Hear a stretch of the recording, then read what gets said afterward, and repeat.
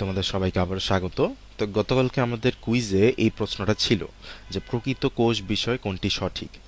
তো তোমাদের ভেতর অনেকেই বলেছে যে শ্বসন প্রক্রিয়া সবাত, এটা সঠিক উত্তর। কারণ হচ্ছে কি তোমাদের বইতে একটা চার্টে হুবহু আদি কোষ এবং প্রকৃত কোষের একটা পার্থক্যের এই চার্টে একটা পয়েন্টে হচ্ছে কি বলা হয়েছে যে অবাত শ্বসন হচ্ছে কি আদি কোষের ক্ষেত্রে, আর সবাত শ্বসন হচ্ছে প্রকৃত কোষের ক্ষেত্রে। কিন্তু যে জিনিসটা এখানে একটু উল্লেখ করা হয়নি, বা যে জিনিসটা অ্যাকচুয়ালি আমারও দৃষ্টি অগোচর হয়ে গেছিল, সেটা হচ্ছে যে সবাত শ্বসন প্রক্রিয়া প্রোক্যারিওট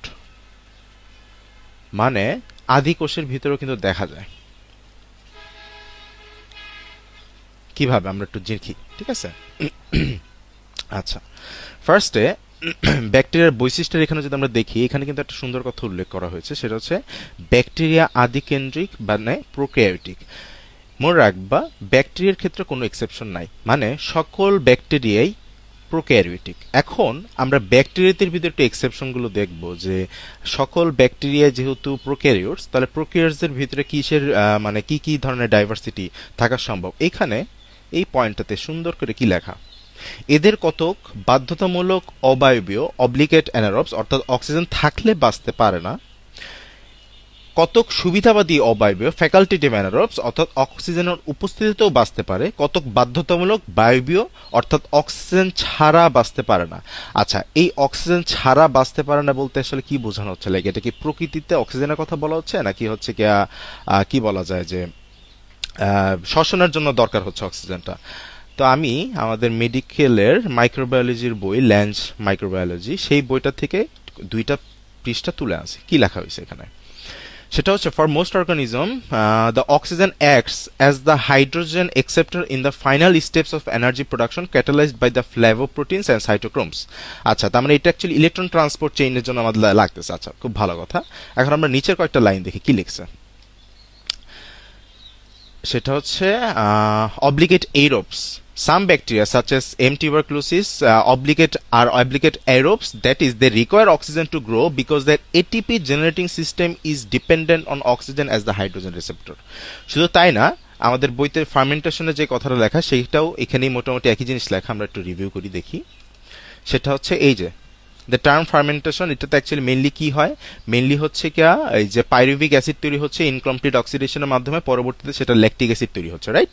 আচ্ছা, এই জিনিসটাকে আমরা কি ফার্মেন্টেশন বলতেছি। বাট কি বলা হয়েছে, ইফ অক্সিজেন ইজ প্রেজেন্ট, মানে যে সকল ব্যাকটেরিয়াগুলো অক্সিজেন ব্যবহার করে শ্বসন করতে পারে, if oxygen is present the pyruvate produced by fermentation enters the Krebs cycle and it is metabolised to final products etcetera etcetera. তাহলে এখানে কিন্তু ক্রেব সাইকেলের কথা উল্লেখ আসছে।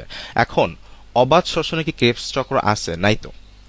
তাহলে এখানে ফাইনাল যে কথাটা, সেটা হচ্ছে আবুল হাসান স্যারের বই থেকে না, সেটা হচ্ছে উদ্ভিদ সারিতত্ত্ব অধ্যায় থেকে। সেটা হচ্ছে এখানে চারটাতে লেখা প্রকৃত কোষী এবং আদিকোষী জীবের শ্বসনের স্থান। এখানে শ্বসনের গ্লাইকোলাইসিস আমরা জানি অবাধ শ্বসনে হয়। তারপর হচ্ছে কি আমরা জানি যে পাইরুভিক কি অসম্পূর্ণ জারণ, মানে পরবর্তীতে হচ্ছে কি এটা। কিন্তু এখানে ইলেকট্রন ট্রান্সপোর্ট চেইন এবং ক্রেব সাইকেলের যে কথাটা উল্লেখ করা হয়েছে, এটা কিন্তু সে সকল ব্যাকটেরিয়াদের জন্য প্রযোজ্য, বা সে সকল আদিকোষের জন্য প্রযোজ্য যারা হচ্ছে কি অক্সিজেনটাকে ব্যবহার করতে পারে। এবং আমরা কি দেখলাম সেখানে লেখা, যে if oxygen is present pyruvate produced by fermentation enters the Krebs cycle, that is oxidation cycle. ঠিক আছে? তাহলে ক্রেবস সাইকেল কিন্তু অক্সিজেন ছাড়া হচ্ছে না। তাহলে সেই ক্ষেত্রে যেহেতু এখানে ক্রেবস চক্রের কথা উল্লেখ করা হয়েছে, তাহলে কিন্তু এটা একটা যথেষ্ট হিন্ট দিচ্ছে যে আদি কোষেও অক্সিজেনের উপস্থিতিতে হচ্ছে কি শ্বসন হয়। ঠিক আছে? তো যেহেতু আবার তোমাদের বইতে একটা চার্ট দেওয়া আছে এবং চার্টে হুবহু একটা পয়েন্ট দেওয়া আছে, তাহলে সেই ক্ষেত্রে আসলে আমি যেটা বলবো সেটা হচ্ছে যে বেশিরভাগ ছেলেপেলে যেহেতু ওইটাই অ্যান্সার দিছো, তাহলে সেই ক্ষেত্রে আমিও এটাই সবথেকে বেশি সঠিক অ্যান্সার ধরে নিচ্ছি। বাট সি অ্যান্সারের ভিতরে কিন্তু অ্যাকচুয়ালি কোনো ভুল নাই। ঠিক আছে? এটাই ছিল আজকে আমাদের আলোচনা বিষয়। ধন্যবাদ।